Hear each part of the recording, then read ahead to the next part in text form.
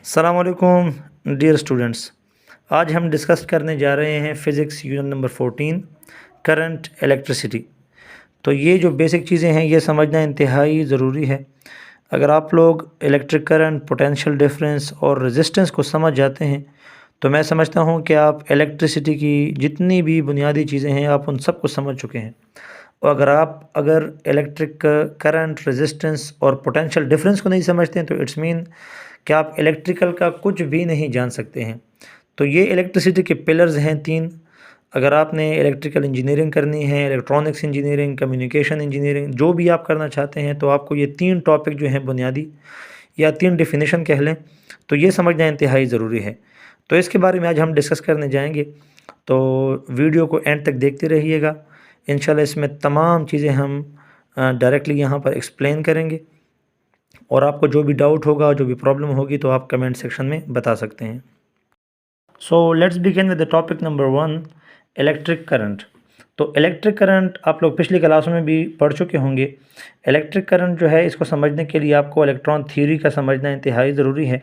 तो मैं थोड़ा सा रिवाइज़ कर देता हूँ। देखें, जितने भी दुनिया में चीज़ें हैं वो सारी की सारी मैटर्स कहलाती हैं, और मैटर को अगर हम फर्दर डिवाइड करते जाएंगे तो एक ऐसा टुकड़ा, एक ऐसा ज़र्रा रह जाएगा जिसे हम एटम कहते हैं, जो फिर नाकाबिल तकसीम होता है, जिसको हम मज़ीद डिवाइड नहीं कर सकते हैं। ठीक है।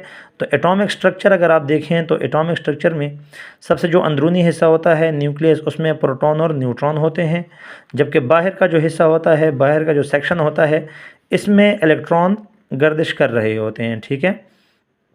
और प्रोटॉन पे पॉजिटिव चार्ज होता है, न्यूट्रॉन पे कोई चार्ज नहीं होता, जबकि इलेक्ट्रॉन पर नेगेटिव चार्ज होता है। ठीक है। अच्छा, तो एटम पर जब बाहर से कोई बैरूनी फ़ोर्स अमल करती है, यहाँ पे फोर्स एफ इसके ऊपर लगता है एटम के ऊपर, तो ये इलेक्ट्रॉन अपनी जगह छोड़ के निकल जाता है और जो करीबी एटम होता है उस एटम के आखिरी शेल में चला जाता है। ठीक है। और इस तरह अगर एनर्जी ज़्यादा है तो ये नेक्स्ट में चला जाता है, इस तरह से इलेक्ट्रॉन नेक्स्ट एटम में चला जाता है उसके वैलेंस शेल में, और इस तरह फर्दर ये जो हरकत है इलेक्ट्रॉन की ये जारी होती है। ठीक है। तो ये इलेक्ट्रॉन की जो हरकत है, इस हरकत को, इस मोशन को हम असल में इलेक्ट्रिक करंट बोलते हैं। ठीक है। तो डिफिनीशन क्या है इलेक्ट्रिक करंट की? The time rate of flow of electric charge through a cross sectional area is called electric current. ठीक है। अब यहाँ पे एक चीज़ आ रही है, इलेक्ट्रिक चार्ज। तो आमतौर पे आजकल तो हम जो इलेक्ट्रिक करंट की डिफिनेशन करते हैं कि the flow of electron is called electric current. ठीक है। The flow of electron. लेकिन अभी तक जो हम बुक्स में पढ़ते आ रहे हैं इलेक्ट्रिक चार्ज, तो चार्ज का फ्लो जो है ये क्या कहलाता है? ये इलेक्ट्रिक करंट कहलाता है। अब इसका मतलब क्या है, इसको भी समझ लेते हैं। देखें, जब तक इलेक्ट्रॉन की दरियाफ्त नहीं हुई थी तो उस वक़्त तक लोग ये समझते थे कि ये असल में चार्ज फ्लो है, ये इलेक्ट्रॉन फ्लो नहीं है, ये चार्ज फ्लो है। मतलब कि अब चार्ज होता क्या है, तो डेफिनेटली इसको भी समझना ज़रूरी है। तो charge is the efficiency or deficiency of electron on any atom is called its charge। अब लेट सपोज यहाँ पे इस एटम के आखिरी शेल या आखिरी मैदार से जो है एक इलेक्ट्रॉन यहाँ से चला गया है, तो जब किसी भी एटम के ऊपर कोई फोर्स अमल नहीं करती तो उस वक़्त एक एटम जो है ये न्यूट्रल होता है और इसमें number of proton is equal to number of electron होते हैं। अब लेट सपोज ये जो एटम है इसमें नंबर ऑफ़ प्रोटॉन है 10 और नंबर ऑफ़ इलेक्ट्रॉन ये भी हैं 10। ठीक है। जब इस एटम के ऊपर कोई फोर्स अमल करेगी तो इससे जाहिर सी बात है इलेक्ट्रॉन निकल जाएगा, तो यहाँ पर इलेक्ट्रॉन की कमी आ जाएगी और रिज़ल्ट क्या होगा इसका कि इस एटम में प्रोटॉन तो वही 10 रह जाएंगे, लेकिन जो इलेक्ट्रॉन है वो 9 रह जाएंगे। तो इलेक्ट्रॉन पर नेगेटिव चार्ज है जबकि प्रोटॉन पर पॉजिटिव चार्ज है। तो अब होगा क्या कि प्रोटॉन की जो तादाद है ये ज़्यादा हो गई है एज़ कम्पेयर टू इलेक्ट्रॉन। तो अब ये जो एटम है ये बेसिकली एटम नहीं रहा, बल्कि ये जो एटम है this is called now charge. तो ये अब चार्ज कहलाएगा, ये चार्ज पार्टिकल है, यानी कि ये पूरा एटम ये पॉजिटिवली चार्ज हो गया है। सही है। और इसके मुकाबले में अगर इसके करीब वाला एटम देखें जिसमें एक इलेक्ट्रॉन लेट सपोज चला गया है, आ गया है, और इस एटम में इलेक्ट्रॉन की तादाद जो है वो ज़्यादा हो गई है, तो इलेक्ट्रॉन के ऊपर कौन सा चार्ज होता है? नेगेटिव। तो ये पूरी का पूरा एटम जो है ये नेगेटिवली चार्ज पार्टिकल कहलाएगा। तो इलेक्ट्रिक करंट की डिफिनेशन हम क्या करते हैं, the rate of flow of electric charge. तो पहले यही हम डिस्कस करते थे कि चार्ज का जो बहाव है, चार्ज का जो फ्लो है, इसको हम इलेक्ट्रिक करंट कहते हैं, ठीक है। और इसी डिफिनीशन में जो इलेक्ट्रिक चार्ज है, इसको हम कहते हैं कि ये जो फ्लो ऑफ चार्ज है, ये कन्वेंशनल करंट है, ये इलेक्ट्रॉन फ्लो नहीं है, ठीक है। तो इसको हम मज़ीद समझ लेते हैं। देखें, लेट सपोज ये हमारे पास एक कंडक्टर है, एक वायर है, जिसमें ये पॉजिटिव चार्ज पार्टिकल हैं और ये जो है इसके अंदर नेगेटिव चार्ज यानी कि इलेक्ट्रॉन हैं। अब अगर ये पॉजिटिव से नेगेटिव की तरफ फ्लो हो रहा है इस तरह, यानी कि चार्ज फ्लो हो रहा है, तो फ्लो ऑफ पॉजिटिव चार्ज जो है जिसकी डायरेक्शन इस तरफ होगी, यानी कि ये डायरेक्शनल होगी, तो ये जो चार्ज फ्लो है इसे हम कहेंगे कन्वेंशनल करंट, ठीक है। या इसे उर्दू में रिवायती करंट भी कहते हैं, कन्वेंशनल करंट, या इस फ्लो को हम कहते हैं कन्वेंशनल फ्लो। जबकि अभी जब इलेक्ट्रॉन की दरियाफ्त हो चुकी है तो इलेक्ट्रॉन फ्लो को लोग मानते हैं, इसी को माना जा रहा है कि भाई नहीं, ये चार्ज फ्लो नहीं है बल्कि ये इलेक्ट्रॉन फ्लो है जो नेगेटिव से पॉजिटिव की तरफ फ्लो होते हैं। तो अगर इलेक्ट्रॉन को मान के चलें तो इलेक्ट्रॉन जो है वो नेगेटिव से पॉजिटिव की तरफ जा रहे हैं, तो नेगेटिव से पॉजिटिव की तरफ जो जा रहे हैं, ये जो करंट है, this is called flow of electron या इलेक्ट्रॉन फ्लो, और इसी को ही हम बेसिकली कहते हैं इलेक्ट्रिक करंट। तो डिफिनीशन के हवाले से आप देखें, the rate of flow of electric charge in a close circuit is called electric current. तो किसी भी क्लोज सर्किट में, चूँकि इलेक्ट्रॉन फ्लो के लिए ये ज़रूरी है कि सर्किट जो है ये क्लोज होगा, अगर क्लोज सर्किट नहीं होगा तो there will be no current flow, कोई करंट फ्लो नहीं करेगी। तो इसलिए क्लोज सर्किट का लफ्ज़ जो है ये यूज़ करना ये भी इंतहाई ज़रूरी है इलेक्ट्रिक करंट की डिफिनीशन में। तो electric current, the flow of charge या द फ्लो ऑफ इलेक्ट्रॉन्स, आप दोनों कह सकते हैं। तो ये जो है इलेक्ट्रिक करंट कहलाता है। किसी भी कंडक्टर के अंदर, किसी भी तार के अंदर आप कह दें, जब इलेक्ट्रॉन का फ़्लो होता है, इलेक्ट्रॉन हरकत करते हैं, इलेक्ट्रॉनों की हरकत स्टार्ट हो जाती है, तो इस हरकत को हम कहते हैं इलेक्ट्रिक करंट, ठीक है। और फिर इसमें फ़र्दर आगे अगर हम देखें तो फिर इसमें स्टैटिक इलेक्ट्रिसिटी की बात आ जाती है, वो हम नेक्स्ट क्लास में डिस्कस करेंगे जब कैपेसिटर की बात आएगी, तो स्टैटिक करंट क्या होता है, ठीक है। लेकिन यहाँ पर जो करंट हम बात कर रहे हैं ये इलेक्ट्रॉन फ्लो। तो करंट की इकाई जो है वो एम्पेयर है और इसको हम रिप्रेजेंट करते हैं आई से। तो अकॉर्डिंग टू द डिफिनीशन हम क्या कहते हैं कि current is charge per unit time. Charge per unit time का मतलब यहाँ पर क्या है, इसको भी थोड़ा समझ लेते हैं। चार्ज पर यूनिट टाइम का मतलब है कि अगर हमारे पास एक कंडक्टर है, ठीक है, और इस कंडक्टर के अंदर जो चार्ज पार्टिकल हैं ये फ़्लो कर रहे हैं, ठीक है ना।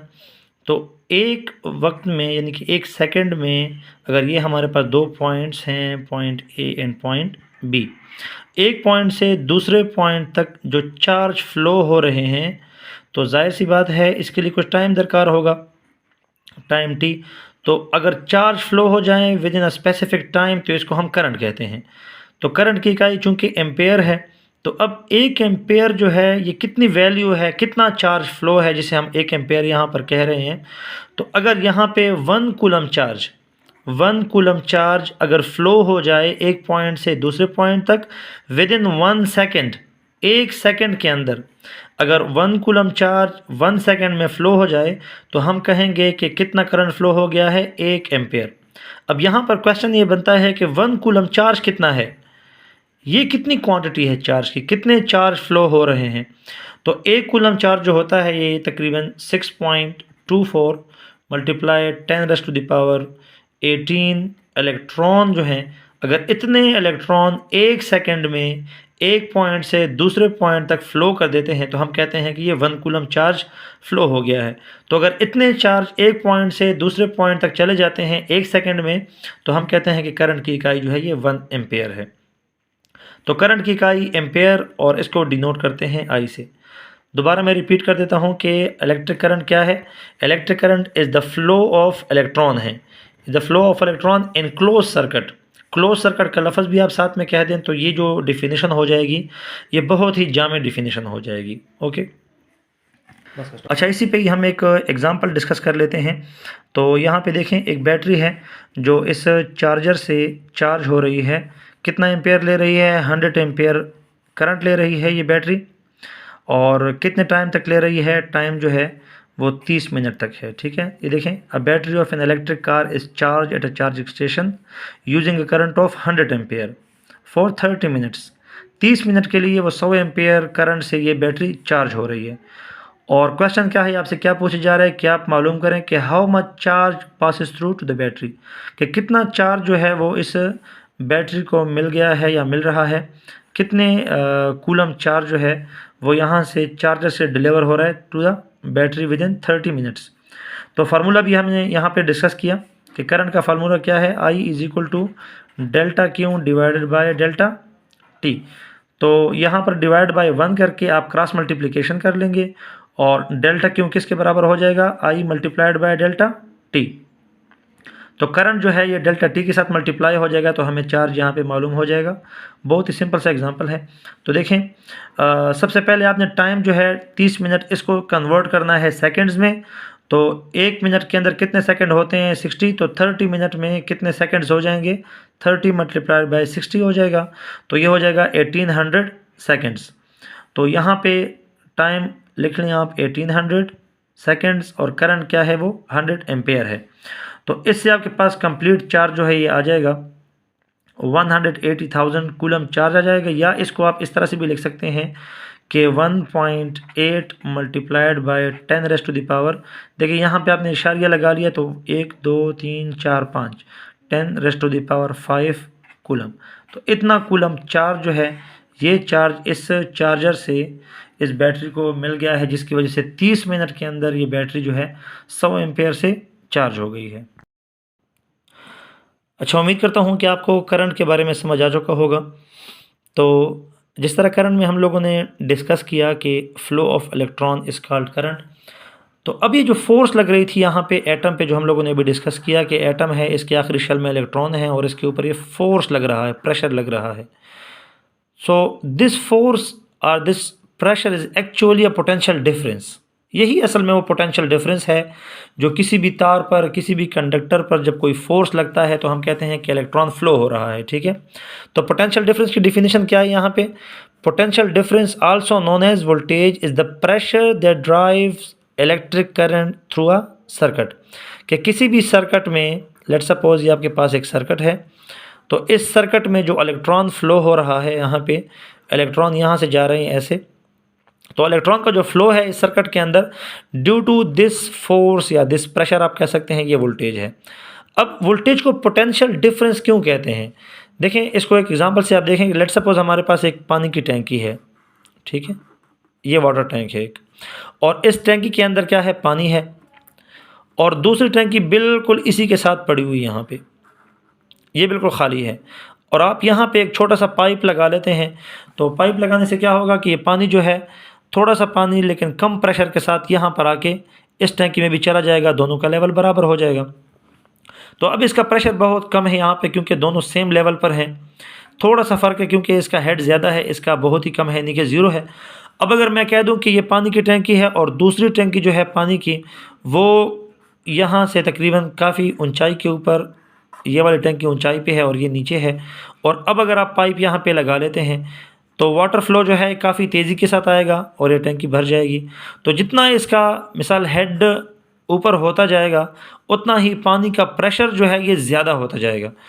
तो वोल्टेज भी क्या है, असल में जो बैटरी है, पॉजिटिव टर्मिनल है बैटरी का, ये पॉजिटिवली चार्ज है, और ये जो टर्मिनल है इसका, ये नेगेटिवली चार्ज है। तो ये जो है ये हायर पोटेंशियल, इसे हम कहते हैं हायर पोटेंशियल, और ये है लोअर पोटेंशियल।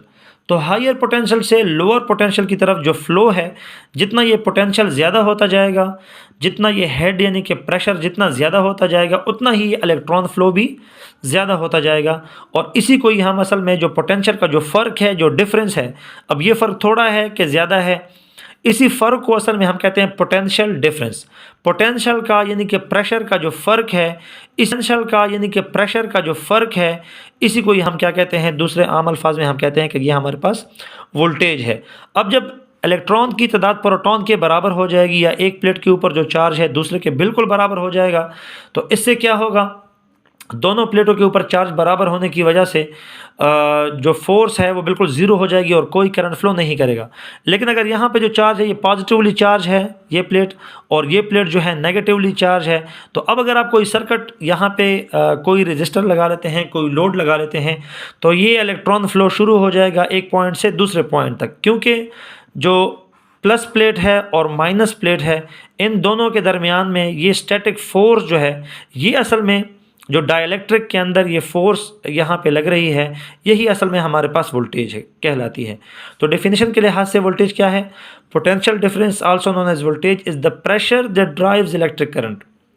ऐसा प्रेशर जिसकी वजह से किसी भी सर्किट में इलेक्ट्रॉन फ्लो हो रहा है तो इसको हम क्या कहते हैं? इसको हम कहते हैं पोटेंशियल डिफरेंस, या इसी को ही हम वोल्टेज कहते हैं। तो वोल्टेज आप सिंपल अल्फाज में ये समझ लें कि ये एक ऐसा प्रेशर है कि जिसकी वजह से इलेक्ट्रॉन का फ्लो होता है। अदरवाइज अगर ये फोर्स नहीं है तो there will be no current flow in the circuit. अब जो वोल्टेज है, जिस तरह करंट की इकाई हमने डिस्कस किया कि एम्पेयर है, इसी तरह जो वोल्टेज है इसकी इकाई वोल्ट है और इसको हम रिप्रेजेंट करते हैं V से। इसके बाद हम डिस्कस करेंगे रेजिस्टेंस। तो रेजिस्टेंस क्या है इसको एक एग्जांपल से समझ लेते हैं। देखिए, अगर हमारे पास एक कंडक्टर है और उस कंडक्टर की लंबाई जो है ये तकरीबन इतनी है, और एक हमारे पास इंसुलेटर है, जिस तरह ये मार्कर है, ये तो आप लोगों ने पढ़ा ही होगा, conductor, insulator and semi conductor. तो इसके अंदर इलेक्ट्रॉन फ्लो नहीं हो सकता क्योंकि ये इंसुलेटर है। और अगर इसी को ही हम मान लें कि ये हमारे पास कोई कंडक्टर है या तार है तो इसमें इलेक्ट्रॉन फ्लो हो रहा है। तो ये असल में किस चीज़ की वजह से हो रहा है? ये क्या वजह है कि अगर इस जितना हम कोई कंडक्टर ले लें उसमें इलेक्ट्रॉन फ्लो होता है, इस जितना हम कोई इंसुलेटर ले लें उसमें इलेक्ट्रॉन फ्लो नहीं होता। Basically this is our resistance. अच्छा, so last topic is Ohm's law. तो ओहम लॉ को पढ़ने से पहले अगर आपको करंट, वोल्टेज, रेजिस्टेंस की समझ आ गई है तो फिर आप ओहम लॉ को ईजिली समझ सकते हैं। असल में ओहम लॉ ने इन तीनों का रिलेशन बताया है, करंट, वोल्टेज और रेजिस्टेंस का। ठीक है, तो ओहम्स लॉ ये कहता है अकॉर्डिंग टू द डिफिनेशन कि current is directly proportional to voltage and current is inversely proportional to resistance. Directly proportional का मतलब है कि अगर वोल्टेज की वैल्यू ज़्यादा होगी तो करंट भी ज़्यादा होगी। ठीक है, इन्वर्सली का मतलब यानी कि 1/r का मतलब ये है कि जितनी रेजिस्टेंस ज़्यादा होती जाएगी उतनी ही करंट की वैल्यू भी कम होती जाएगी, ज़्यादा नहीं होगी, क्योंकि ये आपस में इन्वर्सली प्रोपोर्शनल है। तो ये जो इक्वेशन है, ये जो पहली बात उसने कही है, this is equation number 1 and this is equation number 2।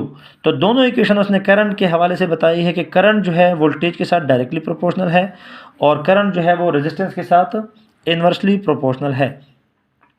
अब उसने ये जो कंडीशन बताई है, उसने लास्ट में ये बात कही है कि ये कंडीशन तब होगी व्हेन टेम्परेचर इज़ कांस्टेंट। जब टेम्परेचर जो है ये कांस्टेंट होगा तो तब जाके ये वाली जो कंडीशन है ये सेटिस्फाई होगी। अदरवाइज जब टेम्परेचर कांस्टेंट नहीं होगा तो उस वक़्त ये कंडीशन फिर सेटिस्फाई नहीं होगी। इसको भी आगे हम पावर के फार्मूले में डिस्कस करेंगे। तो इन्हीं दोनों इक्वेशन को कंबाइन करते हैं, चूँकि दोनों करंट की इक्वेशन है तो हम यहाँ पे करंट आई लिख लेते हैं, और ये करंट जो है डायरेक्टली प्रोपोर्शनल है वोल्टेज के और इन्वर्सली प्रोपोर्शनल है रेजिस्टेंस के। ठीक है, अब इस प्रोपोर्शनैलिटी के साइन को यहाँ से हटा दें तो I इज़ इक्वल टू के जो है ये प्रोपोर्शनैलिटी कांस्टेंट है, प्रोपोर्शनैलिटी की जगह पे हमने यहाँ के लगा लिया है। ठीक है, और V डिवाइड बाय R। तो हमने कहा कि जो टेम्परेचर है ये कांस्टेंट है तो तब जाके ये फार्मूले सेटिस्फाई होंगे, ये कंडीशन सेटिस्फाई होगी। सो के इज़ इक्वल टू 1। के जो है इसकी वैल्यू कांस्टेंट वैल्यू है 1 है, तो अगर के की वैल्यू 1 है तो इस करंट के फार्मूला में इक्वेशन नंबर 3 आप इसे कह दें, इसमें अगर हम के की वैल्यू 1 पुट कर दें तो I is equal to V divide by R हो जाएगा। ठीक है, so this is the formula of current. ठीक है, और इसी फार्मूले से हम वोल्टेज और रेजिस्टेंस को भी मालूम कर सकते हैं। देखिए, क्रॉस मल्टीप्लिकेशन आप कर लें यहाँ पे। So V is equal to IR, तो V जो है IR के बराबर हो जाएगा। V जो है 1 से मल्टीप्लाई हो जाएगा तो VIR मल्टीप्लाई हो जाएंगे तो IR। और इसी इक्वेशन से अगर आप रेजिस्टेंस को फाइंड आउट करते हैं तो रेजिस्टेंस को अपनी जगह पे छोड़ दें, I उस तरफ शिफ्ट हो जाएगा। यहाँ पे I जो है मल्टीप्लाई हो रहा है R के साथ, उस तरफ जाएगा तो डिवाइड हो जाएगा। तो R is equal to sorry V divide by I हो जाएगा, ठीक है। तो ये फार्मूला किसका हो जाएगा, ये रेजिस्टेंस का हो जाएगा। तो ओहम लॉ ने बेसिकली ये 3 फार्मूले ही बताए हैं, I is equal to V divide by R, V is equal to IR और R is equal to V divide by I। तो अगर आपको ये 3 फार्मूले डायरेक्ट ही सीखने हैं न्यूमेरिकल प्रॉब्लम के लिए, तो आप इसके लिए एक ट्राइंगल बनाएं इस तरह से, और इस ट्राइंगल के अंदर ऊपर V लिख लें, यहाँ I लिख लें और यहाँ पे आप R लिख लें। तो अगर आप V मालूम करना चाहते हैं तो V को आप छुपा लें यहाँ पे। So V is equal to IR, V को आप छुपा लेंगे, ठीक है। तो V किसके बराबर है, IR के बराबर हो जाएगा। और अगर आप I मालूम करते हैं तो I को छुपा लें इस तरह से। So I is equal to V divide by R। तो I का फार्मूला हो जाएगा V डिवाइड बाई R, और R जो है इसको आप इस तरह से छुपा लें तो R is equal to V divide by I हो जाएगा, ठीक है। तो इस तरह आपको समझने में बहुत ही आसानी होगी। और इसको अगर हम एक एग्जांपल से समझ लें, देखें लेट सपोज हमारे पास ये पानी की एक मशीन है, ये एक मोटर है जो ज़मीन से पानी निकाल रही है, ठीक है, ज़मीन से। और ये पानी जो है ऊपर जा रहा है वाटर टैंक में, और रास्ते में यहाँ पे एक वॉल लगा हुआ है, ठीक है, वॉल है पानी का, और ये ऊपर एक टैंकी बनी है और इस वाटर टैंक में पानी जा रहा है, ठीक है। तो ये मशीन क्या करती है, ये ज़मीन से पानी निकाल रही है और इस पानी को कहाँ पहुँचा रही है, वाटर टैंक में। तो अब ये जो वो है हमारे पास मोटर है, ये मोटर एक्चुअली प्रेशर लगा रही है जिसकी वजह से पानी फ्लो हो रहा है। सो इसको हम कहेंगे वोल्टेज, ठीक है। अब ये प्रेशर जितना ज़्यादा होता जाएगा पानी का फ्लो उतना ही ज़्यादा होता जाएगा ऊपर की तरफ। और रास्ते में यहाँ पे एक वॉल लगा है, इसको आप जितना बंद करते जाएंगे वॉल को, जितना आप ये रुकावट ज़्यादा करते जाएंगे तो करंट फ्लो उतना ही कम होता जाएगा। तो ये जो वॉल लगा है ये हमारे पास क्या है, रेजिस्टेंस है। और इसी प्रेशर की वजह से क्या फ़्लो हो रहा है, पानी फ़्लो हो रहा है। तो ये पानी का जो फ़्लो है, ये पानी जो है ये हमारे पास क्या कहलाता है, करंट कहलाता है, ठीक है। तो जितना प्रेशर ज़्यादा लगता जाएगा उतना ही पानी भी ज़्यादा जाएगा। सो हम लोग यही बात कही है कि जितना वोल्टेज ज़्यादा होगा उतना ही करंट ही ज़्यादा होगा। और जितना रेजिस्टेंस आप बढ़ाएंगे, ज़्यादा करेंगे, मतलब कि ये वॉल आप ज़्यादा घुमाएंगे, ज़्यादा बंद करेंगे इसको, तो पानी उतना ही कम जाता रहेगा, ठीक है। So I is inversely proportional to R। तो इस एग्जांपल से आप ये भी समझ सकते हैं कि जितना प्रेशर ज़्यादा होगा उतना ही करंट ज़्यादा फ्लो करेगा, और जितनी मुज़ाहिमत ज़्यादा होगी उतनी ही इसमें रुकावट ज़्यादा होने की वजह से करंट का फ्लो भी कम होता जाएगा, ठीक है। और यहाँ पे एक छोटा सा एग्जांपल समझ लेते हैं कि लेट सपोज हमारे पास ये एक सर्किट है, एक बल्ब लगा हुआ है, ठीक है, और बैटरी के साथ इसको कनेक्ट किया हुआ है यहाँ पे, ठीक है, बैटरी के साथ। सो V है हमारे पास 10 वोल्ट, जबकि रेजिस्टेंस है हमारे पास 2 ओहम। तो बताएं करंट की वैल्यू क्या होगी, I की वैल्यू, ठीक है। तो आप ओहम लॉ से इजीली फाइंड आउट कर सकते हैं, I is equal to V divide by R। तो V की वैल्यू क्या है, 10 है, और डिवाइड बाई R की वैल्यू क्या है, 2 है। तो 2 divide by 10 is equal to 5 ampere. तो जो करंट फ्लो कर रहा है इसमें ये 5 एम्पेयर है। तो इस तरह आप ये छोटे छोटे न्यूमेरिकल प्रॉब्लम से आप ओहम लॉ के ज़रिए किसी भी सर्किट में करंट, वोल्टेज, रेजिस्टेंस, हर एक चीज़ आप फाइंड आउट कर सकते हैं, ठीक है। अब लास्ट में आप ऐसे करें, कमेंट सेक्शन में ये बताएं कि अगर आपके साथ एक सर्किट है और इस सर्किट में यहाँ पे एक बैटरी लगी है और रेजिस्टेंस जो है अगर ये 10 ओहम है और करंट फ्लो हो रहा है 1.5 एम्पेयर, तो बताएं वोल्टेज की वैल्यू क्या होगी। और एक दूसरा सर्किट है, एक हीटर लगा हुआ है वोल्टेज सोर्स के साथ, ठीक है, और ये वोल्टेज जो है ये 200 वोल्ट है, जिसकी वजह से करंट फ्लो हो रहा है 3.7 एम्पेयर।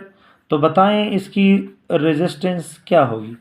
और लास्ट क्वेश्चन कि अगर आपके पास एक लोड लगा हुआ है, बल्ब है, ठीक है, और यहाँ पे जो रेजिस्टेंस है R is equal to 10 ohm है, वोल्टेज जो है आपके साथ, वोल्टेज है आपके पास 20 वोल्ट ले लें, तो बताएं करंट की वैल्यू क्या होगी। सो उम्मीद करता हूँ कि आप ओहम लॉ के ये तीनों फार्मूले यूज़ करके आप इजीली ये तीनों क्वेश्चन हल कर सकते हैं। तो पहले क्वेश्चन में आप ऐसे करें कि आप मालूम करें वोल्टेज क्या होगा, और दूसरे में रेजिस्टेंस, और तीसरे क्वेश्चन में करंट मालूम करें, ठीक है। बहुत शुक्रिया।